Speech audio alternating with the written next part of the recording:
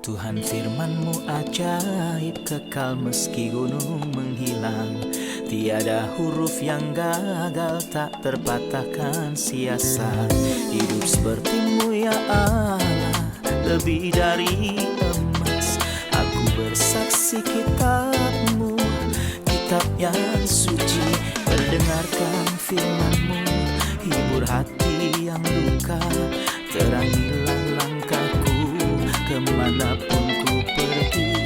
Biarkanlah firman-Mu berkuasa atasku. Ubahkanku, bebaskanku, ku mau menyenangkan-Mu. Aku mau menyenangkan-Mu. Salam jumpa pemirsa terkasih, saya menyambut Anda sekalian dimanapun Anda berada. Dalam episode yang terbaru, program studi harian kita, Semua Kitab Suci. Kita masih mempelajari kitab Yeremia, dan kita telah mencapai pasalnya yang ke-22 dan 23. Di episode sebelumnya, di pasal 21, kita telah membicarakan 3 pesan. Pesan yang ditujukan kepada Raja Zedekia, sebuah pesan yang ditujukan kepada seluruh rakyat, dan yang ditujukan ke istana raja. Hari ini kita akan berbicara tentang 4 pesan yang ditujukan kepada 4 raja. Untuk memulai, izinkan saya untuk menyambut tamu kehormatan yang telah hadir di studio, seorang hamba Tuhan, Saudara Yosef Riyad. Selamat datang, Saudara Yosef. Terima kasih, Saudara Riyad. Kami juga menyambut hadirin di studio, selamat datang. Pemirsa terkasih, saya mendorong Anda untuk mengikuti kami selama belajar. Dan jika ini pertama kali Anda menonton kami, saya ingin memberitahu bahwa kami mempelajari semua kitab dalam Alkitab, dari kitab Kejadian hingga kitab Wahyu. Jadi jika Anda memiliki pertanyaan mengenai kitab Yeremia atau bagian lain dari Alkitab, silakan kirimkan pada kami. Dengan kasih karunia Tuhan, kami akan menjawabnya. Kami akan segera kembali setelah rehat.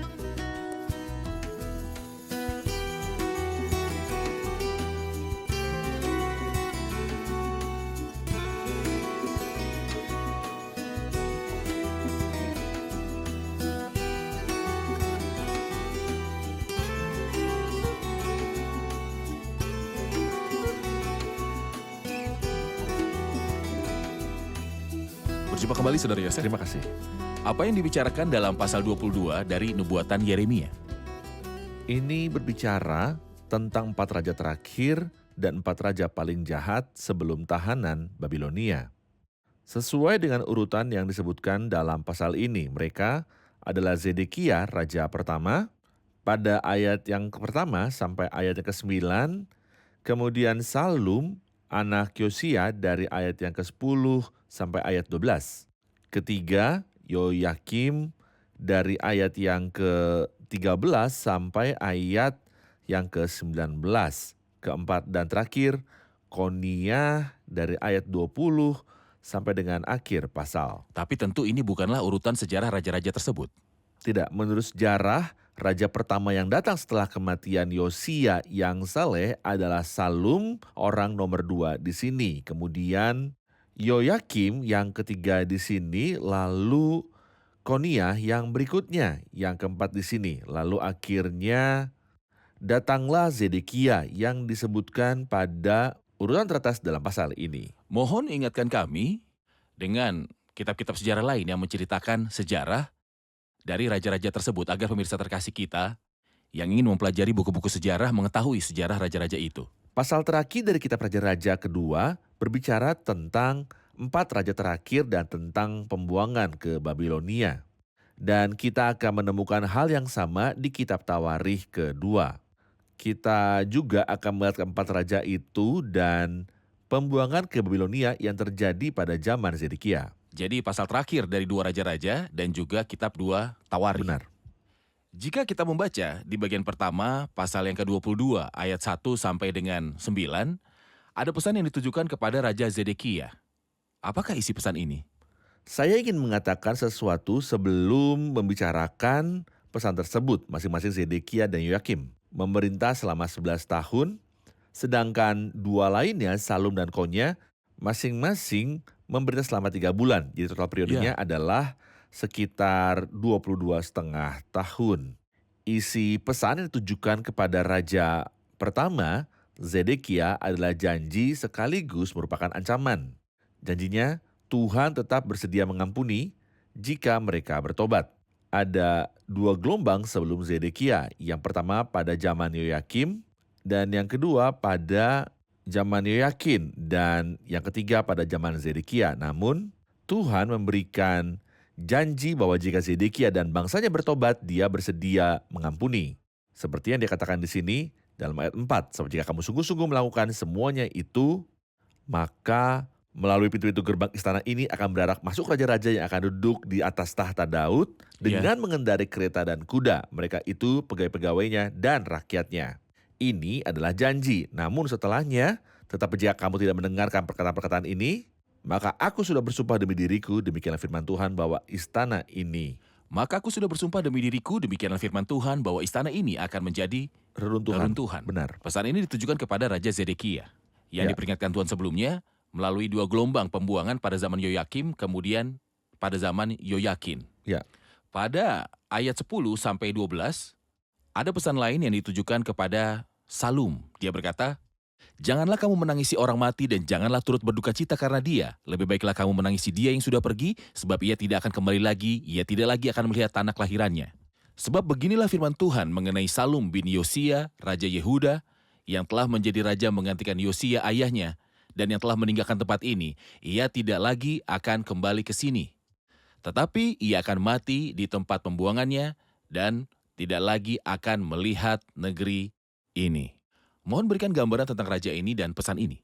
Salum putra Yosia adalah orang yang sama yang disebut Yoahas di 2 raja-raja, dan Salum dan Yoahas adalah 2 nama untuk orang yang sama. Firaun Neko, raja Mesir, memikatnya ke Mesir. Karena dia telah melihat pengkhianatan dalam dirinya. Di sini dia mengatakan bahwa raja ini tidak akan kembali lagi ke tanah kelahirannya, melainkan akan mati, dan sebenarnya dia mati di Mesir. Sebenarnya beberapa waktu yang lalu kita sedang mempelajari kitab Wahyu pasal 16, Perang Harmagedon. Ya. Dan saya mengutip ayat pertama, yang berkata, lebih baiklah kamu menangisi dia yang sudah pergi, sebab ia tidak akan kembali lagi. Ia tidak lagi akan melihat tanah kelahirannya. Yang dimaksud di sini hanya 1 orang, Salum, yang adalah Yehoahaz. Iya. Namun di Wahyu 16, jutaan orang membayangkan bahwa jutaan orang dalam pertempuran Armageddon akan keluar dari rumah mereka, namun tidak satu pun dari Mereka tidak akan kembali.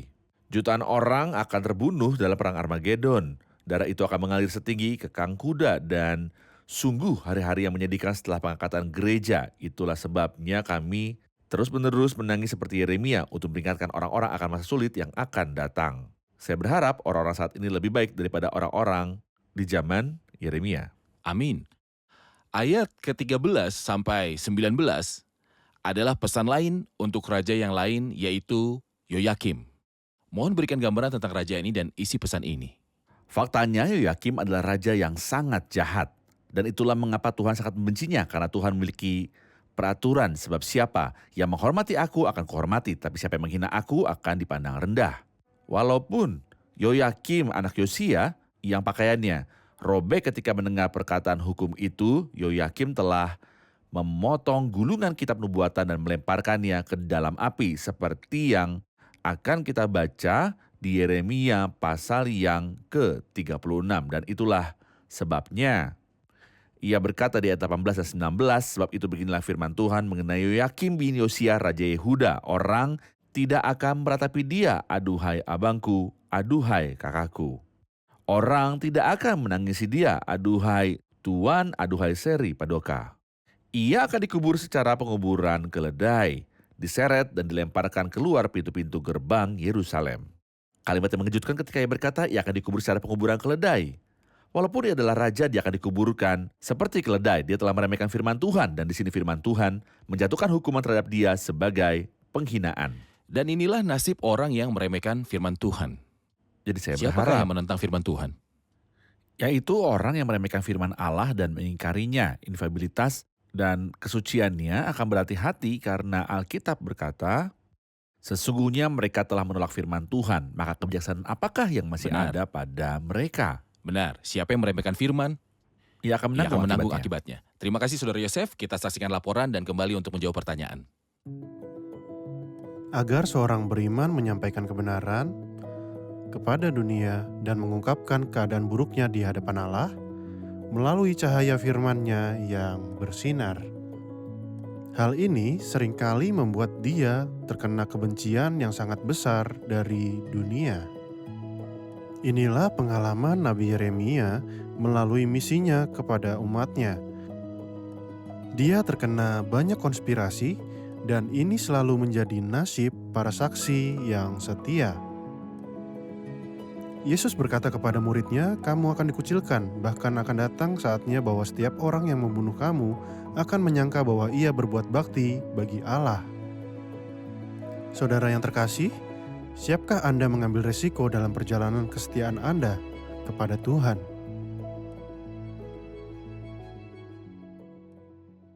Beginilah firman Tuhan, catatlah orang ini sebagai orang yang tak punya anak, sebagai laki-laki yang tidak pernah berhasil dalam hidupnya, sebab seorang pun dari keturunannya tidak akan berhasil duduk di atas tahta Daud dan menerima kembali Yehuda.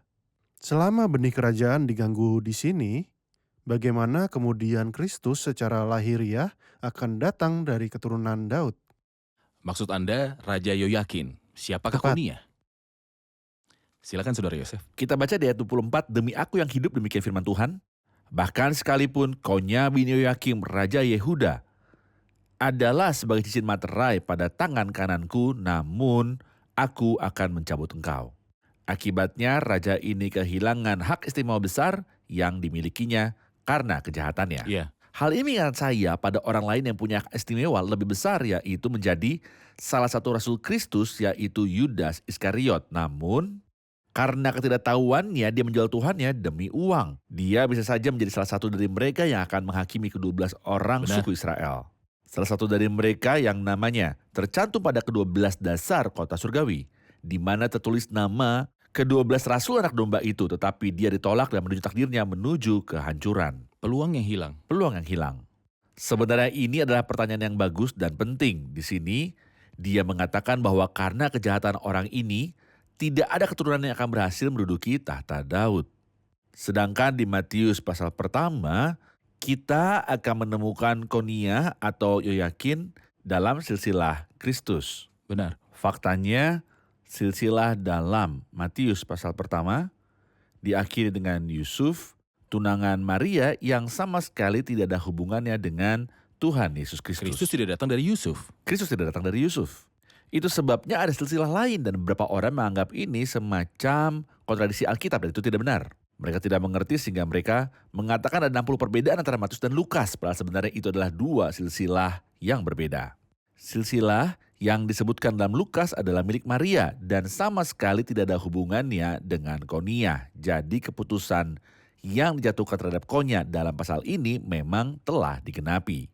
Tidak memiliki anak di sini bukan berarti dia tidak punya anak, tapi keturunannya tidak akan duduk di ada atas yang tahta. duduk di atas tahta. Jadi tidak punya anak di sini bukan berarti tidak punya keturunan sama sekali, melainkan tidak punya keturunan yang bisa duduk di singgasana. Ya, Oke. dan Kristus tidak datang dari Konya, karena yang berasal dari Konya adalah Yusuf. Dan Kristus tidak ada hubungan dengan Yusuf, tunangan Maria, karena ia dilahirkan dengan mujizat.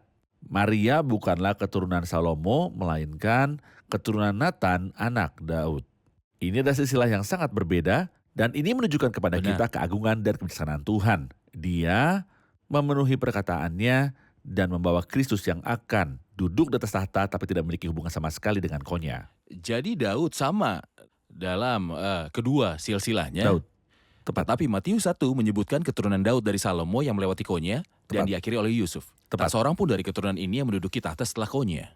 Tidak. Tapi dari Daud sampai ke Nathan, sampai kita mencapai Maria, Kristus tidak datang dari Yusuf tetapi dari Maria. Benar. Baik, terima kasih Saudara Yosef. Atas penjelasannya, kita telah selesai membicarakan 4 pesan tersebut yang ditujukan kepada 4 orang raja, yaitu Raja Zedekia, Salum, Yoyakim, dan Konia. Di pasal 22, di awal pasal 23, dia berkata, "Celakalah para gembala, mohon berikan kami perbandingan antara para gembala yang menerima kata-kata ini dan gembala yang baik." Raja di Israel disebut sebagai gembala. Dan kita telah mengatakan bahwa raja-raja itu adalah 4 raja terakhir dan keempat raja paling keji. Dan itulah mengapa pasal 23 dimulai dengan celakalah para gembala yang membiarkan kambing domba gembalaannya hilang dan terserak. Demikianlah firman Tuhan. Kemudian ia berbicara tentang penggembalaan Tuhan. Yang kepadanya ia berkata, hai pedang bangkitlah terhadap gembalaku, terhadap orang yang paling karib kepadaku. Demikianlah firman Tuhan semesta alam. Inilah gembala Tuhan dengan cara yang sama. Dia disebut anak domba Allah dan sebagai raja. Adapun aku telah mengangkat rajaku. Tuhanlah raja, maka Allah telah manggil dia sebagai raja, sebagai gembala, dan sebagai anak domba. Inilah yang dibicarakan dalam ayat 5 sampai ayat 8. Saya akan membaca ayat dari 5 sampai 8. Sesungguhnya waktunya akan datang, demikianlah firman Tuhan, bahwa aku akan menumbuhkan tunas adil bagi Daud. Ia akan memerintah sebagai raja yang bijaksana dan akan melakukan keadilan dan kebenaran di negeri. Dalam zamannya Yehuda akan dibebaskan dan Israel akan hidup dengan tentram. Dan inilah namanya yang diberikan orang kepadanya, Tuhan keadilan kita. Sebab itu demikianlah firman Tuhan, sesungguhnya waktunya akan datang bahwa orang tidak lagi mengatakan demi Tuhan yang hidup yang menuntun orang Israel keluar dari tanah Mesir, melainkan demi Tuhan yang hidup yang menuntun dan membawa pulang keturunan kaum Israel keluar dari tanah utara dan dari segala negeri, kemana ia telah mencerai-beraikan mereka, maka mereka akan tinggal di tanahnya sendiri. Anda sebutkan bahwa dalam ayat 1 sampai 4, ia membuat perbedaan antara gembala palsu dan gembala yang baik.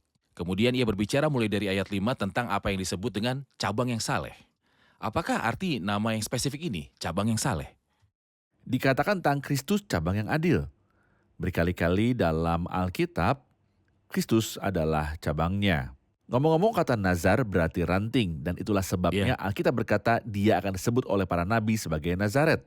Misalnya berikut adalah ayat yang berbicara tentang ranting Tuhan, yaitu Mesias Kristus.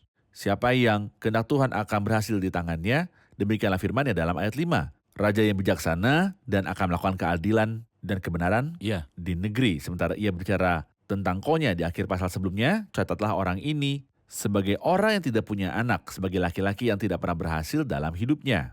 Baik Konia maupun keturunannya tidak akan berhasil.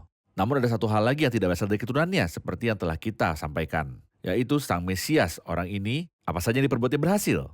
Menurut Mazmur pasal 1 dan menurut Yesaya pasal 53, dan kehendak Tuhan akan terlaksana olehnya. Ia berkata, sesungguhnya akan datang waktunya, maka ini akan terjadi di masa depan. Dan itulah mengapa, sebab itu demikianlah firman Tuhan, sesungguhnya waktunya akan datang bahwa tidak dikatakan orang lagi, demi Tuhan yang hidup yang menuntun orang Israel keluar dari tanah Mesir, melainkan demi Tuhan yang hidup yang menuntun dan membawa pulang keturunan kaum Israel dari seluruh penjuru dunia. Saat ini mereka tersebar di seluruh belahan dunia. Nah, waktunya akan tiba ketika Mesias akan mengumpulkan umat sekali lagi sebagai penggenapan janjinya kepada para leluhur. Tentu pembicaraan ini akan terjadi di masa depan setelah pengangkatan gereja, ketika Tuhan akan memulihkan umatnya kepadanya, bukan sekedar kepulangan mereka dari pembuangan. Benar. Sebab yang kembali dari pembuangan hanyalah 2 suku saja. Tepat. Sementara suku-suku lainnya masih berserakan. Tepat. Mereka belum digiring keluar dari semua negara. Benar. Benar. Di ayat 6 ia berkata, dalam zamannya Yehuda akan dibebaskan, kerajaan selatan atau 2 suku, dan Israel akan hidup dengan tentram, maka semua suku akan kembali. Benar. Jadi ini adalah topik tentang hari-hari terakhir setelah pengangkatan gereja. Benar. Saya perlu satu komentar lagi dari Anda mengenai Kristus sebagai tunas. Di mana lagi di dalam Alkitab Kristus disebutkan sebagai tunas? Kristus disebutkan sebagai cabang sekitar 7 kali, dan saya ingin mengklasifikasikannya ke dalam 4 kategori yang sejalan dengan keempat Injil. Dan dalam Yadin 23 ia berkata, aku akan menumbuhkan tunas adil bagi Daud, ia akan memerintah sebagai raja. Raja yang akan memerintah dengan kebenaran adalah Mesias. Jadi di sini ia berbicara tentang Kristus Raja seperti Injil Matius. Zakaria 3 berbicara tentang hambaku sang tunas, yang sejalan dengan Injil Markus. Dan Zakaria pasal 6 berbicara tentang manusia yang namanya adalah ranting. Dan hal ini sejalan dengan Injil Lukas yang berbicara tentang Kristus sebagai manusia. Benar. Di dalam Yesaya 4 dan Yesaya 11 kita menemukan cabang Tuhan yang melambangkan ketuhanan Kristus. Dan ini cocok dengan Injil Yohanes. Terima kasih atas informasi yang berharga ini. Untuk melengkapi gagasan ini di pasal 23, dia mulai berbicara tentang nabi-nabi palsu, dimulai dari ayatnya yang ke-9. Saya tidak akan terlalu fokus pada hal tersebut, namun saya akan melompat ke ayat 21 dan mendengar komentar Anda tentang apa yang dilakukan nabi-nabi palsu itu. Dia berkata dalam ayat 21, aku tidak mengutus para nabi itu, namun mereka giat. Aku tidak berfirman kepada mereka, namun mereka bernubuat. Sekiranya mereka hadir dalam dewan musyawarahku, niscayalah mereka akan menguburkan firmanku kepada umatku, membawa mereka kembali dari tingkah langkahnya yang jahat dan dari perbuatan-perbuatannya yang jahat. Tentu saja yang berbicara di sini adalah Tuhan. Ya. Berikan gambaran tentang para nabi yang tidak berdiri dalam dewan Tuhan dan tidak mewartakan firman-Nya, melainkan menyampaikan kepada orang-orang dengan selain firman Tuhan? Pertama, sang nabi harus diutus oleh Tuhan. Namun di ayat 21, hal pertama yang ia katakan adalah, "Aku tidak mengutus para nabi itu." Ingat, nabi terhebat yang tentang siapa nubuatan itu datang itu adalah Yohanes Pembaptis. Dikatakan tentang dia dalam Yohanes pasal 1, datanglah seorang yang diutus Allah, namanya Yohanes. Jadi nilai pelayanannya adalah orang tersebut diutus oleh Tuhan, tapi di sini dia berkata, "Aku tidak mengutus para nabi itu." Kedua, aku tidak berfirman kepada mereka, namun mereka bernubuat. Bagaimana mereka bisa mewartakan firman Tuhan? Sementara Tuhan tidak berbicara kepada mereka. Sayangnya mereka berkata, beginilah firman Tuhan. Padahal Tuhan tidak berbicara pada mereka dan nabi-nabinya mengoles mereka dengan kapur, tetapi Tuhan tidak berfirman. Maka ia di sini berkata, aku tidak berfirman kepada mereka, namun mereka bernubuat. Ketiga, mereka tidak berdiri dalam dewan Tuhan. Sekiranya mereka hadir dalam dewan musyawarahku, niscayalah mereka akan mengabarkan firmanku kepada umatku. Dan semoga kita ingat Elia dan Elisa yang selalu mengucapkan kalimat indah ini, demi Tuhan yang hidup di hadapannya aku berdiri, atau di hadapannya aku berdiri. Dan orang-orang ini tidak berdiri dalam dewan Tuhan. Namun sayangnya, mereka menyatakan kata-kata yang salah. Sekiranya mereka hadir dalam dewan musyawarahku, niscayalah mereka akan mengabarkan firmanku kepada umatku, membawa mereka kembali dari tingkah langkahnya yang jahat. Daniel 12 berkata, dan yang telah menuntun banyak orang kepada kebenaran seperti bintang-bintang tetap untuk selama-lamanya. Pelayanan yang paling besar adalah menyampaikan apa yang membuat umat Tuhan kembali kepadanya. Tapi di sini ia berkata di ayat 32 yang menubuatkan mimpi dusta, yang menceritakannya serta menyesatkan umatku dengan dustanya dan dengan bualnya. Aku ini tidak pernah mengutus mereka dan tidak pernah memerintahkan mereka. Mereka sama sekali tiada berguna untuk bangsa ini, demikianlah firman Tuhan. Benar, sesungguhnya barang siapa berbicara kepada manusia atas nama Allah, ia akan berbicara, beginilah firman Tuhan. Dan siapapun yang berbicara tanpa berdiri dalam dewan Tuhan dan tidak yakin bahwa yang diberitakan adalah firman Tuhan, berarti ia berkata palsu. Benar. Seolah Tuhan yang mengutusnya, padahal tidak. Benar. Kita akan menerima pertanyaan dari hadirin. Silakan. Ayat 29 berkata, bukankah firmanku seperti api, demikianlah firman Tuhan, dan seperti palu yang menghancurkan bukit batu? Mengapa dia mengumpamakan firman Tuhan dengan api dan palu yang memecahkan batu? Firman Tuhan banyak perumpamaannya, Saudara Yosef. Apakah maksud firman Tuhan seperti api dan palu?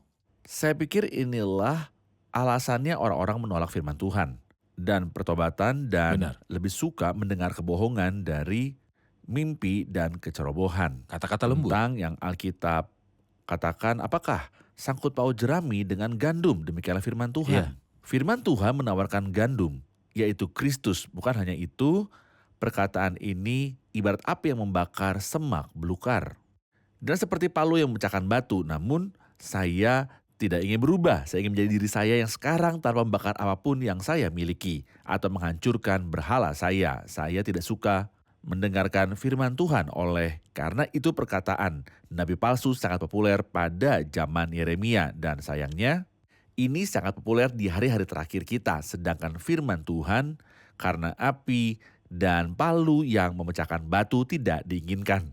Tapi menurutku setiap orang bijak lebih memilih gandum daripada jerami, karena jerami bukanlah makanan manusia, tapi teruna bertumbuh pesat karena gandum dan anak dara karena anggur. Benar, terima kasih Saudara Yosef, Tuhan memberkati. Kita rangkum episode ini bersama hadirin.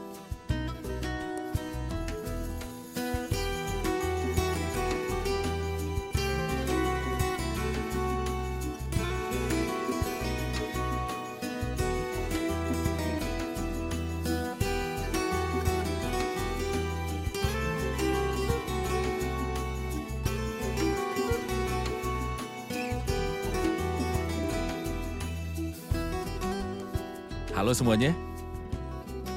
Kita punya banyak informasi berharga dalam episode hari ini. Jadi pertanyaannya akan spesifik. Pertanyaan pertama adalah tentang di pasal 22. Ada 4 pesan kepada 4 raja dan kita akan fokus pada Zedekia. Siapakah Zedekia dan apa pesan Tuhan padanya? Zedekia adalah raja yang pada zamannya terjadi gelombang pembuangan yang ketiga. Tuhan menyampaikan pesan kepadanya dengan sebuah janji bahwa jika mereka bertobat Tuhan akan mengampuni mereka. Namun jika mereka mengeraskan hati, maka ada ancaman yang ditujukan kepada mereka bahwa Tuhan akan mengirim penghakimannya atas mereka. Dan Tuhan telah memperingatkan mereka sebelumnya melalui 2 gelombang pembuangan. Yang pertama melalui Yoyakim. zaman Yoyakim dan yang kedua pada zaman Yoyakin atau Konia. Saudara Yosef? Benar. Baik. Gelombang ketiga adalah gelombang terakhir. Yang ketiga dan terakhir terjadi pada zaman Zedekia Tepat. ketika dia tidak menerima peringatan dari firman Tuhan. Oke. Ayatnya yang ke-30 mengatakan tentang Yoyakin atau Konia. Dikatakan, beginilah firman Tuhan, catatlah orang ini sebagai orang yang tak punya anak, sebagai laki-laki yang tidak pernah berhasil dalam hidupnya. Sebab seorang pun dari keturunannya tidak akan berhasil duduk di atas tahta Daud. Namun jika kita membaca dalam Matius 1, silsilah Tuhan Yesus Kristus memuat Konia yang diakhiri oleh Yusuf. Apakah dia tidak punya anak atau keturunan? Kata tidak mempunyai anak di sini bukan berarti ia tidak akan mempunyai keturunan, tetapi tidak ada seorang pun dari keturunannya yang akan menjadi raja. Silsilah Kristus disebutkan dalam Injil Matius dan di dalamnya disebutkan nama raja ini diakhiri oleh Yusuf yang tidak ada hubungannya dengan Kristus. Kristus lahir dari Maria dan silsilahnya disebutkan dalam Lukas 3 dan tidak termasuk raja Konya di dalam silsilah ini. Iya. Silsilah Kristus yang disebutkan dalam Injil Lukas tidak melalui Konia seperti dalam Matius 1, tetapi melalui Nathan, anak Daud. Terima kasih, Saudara Yosef. Benar. Oke. Pasal 23 ayat 5 berkata, sesungguhnya waktunya akan datang, demikianlah firman Tuhan, bahwa aku akan menumbuhkan tunas adil bagi Daud. Siapakah yang dimaksud dengan tunas yang adil? Kata cabang sama dengan kata Nazaren, sehingga dikatakan tentang Tuhan Yesus, dia akan dipanggil sebagai Nabi Nazaren. Benar. Disebutkan dalam kitab para nabi sekitar 7 kali dengan urutan yang bagus, sesuai dengan keempat Injil. Baik. Dalam Yeremia pasalnya yang ke-23, tunas adil yang bertahta dan makmur. Dan ini cocok dengan Injil Matius, sang raja. Cabang yang adil, Injil Matius. Tepat. Dalam Zakaria 3, hambaku tunasnya. Dan ini sesuai dengan Injil Markus, Benar. sang hamba. Kristus sebagai hamba dalam Tepat. Injil Markus. Dalam Zakaria 6, manusia yang adalah tunas. Dan ini sesuai dengan Injil Lukas. Kristus sebagai manusia Tepat. dalam Injil Dalam Lukas. Yesaya 4 dan Yesaya pasal 11, cabang Tuhan yang sesuai dengan Injil Yohanes yang berbicara tentang ketuhanan Kristus. Karena cabang Tuhan, Kristus, adalah tepat. firman yang menjelma menjadi manusia. Saudara Yosef, Benar. hari ini mereka sangat Ya, sempurna. Benar. Baik. Terima kasih Tuhan berkati. Terima kasih Saudara Yosef. Tuhan Tuhan bekerja. berkati. Pemirsa terkasih, firman Tuhan sebagaimana dijelaskan oleh firman ini yang ada di dalam ayat 29 dari Yeremia 23, bukankah firmanku seperti api, demikianlah firman Tuhan, dan seperti palu yang menghancurkan bukit batu? Saya ingin katakan bahwa firman Tuhan mempunyai pengaruh dalam membangun dan juga dalam meruntuhkan. Firman Tuhan mampu untuk membangunkan orang-orang yang terjatuh dan meruntuhkan semua orang yang menentang. Firman Tuhan itu sendiri. Firman Tuhan mampu membangun setiap orang yang rendah hati dan dapat meruntuhkan segala kesombongan dan juga ketegaran. Pemirsa terkasih, tanggapilah firman ini dan biarlah firman ini bekerja di dalam hati Anda untuk dapat mendekatkan diri dalam kehidupan kudus yang berkenan kepada Tuhan. Sampai jumpa di episode yang selanjutnya, kiranya Tuhan besertamu.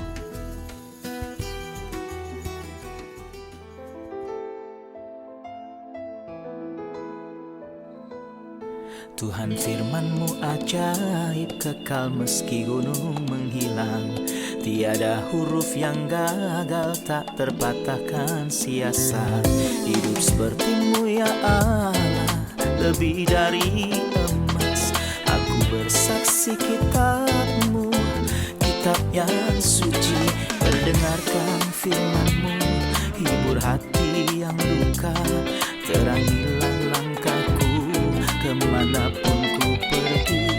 Biarkanlah firman-Mu berkuasa atasku. Ubahkanku, bebaskanku, ku mau menyenangkan-Mu. Tuhan firman-Mu ajaib, kekal meski gunung. Ubah dan bebaskan aku.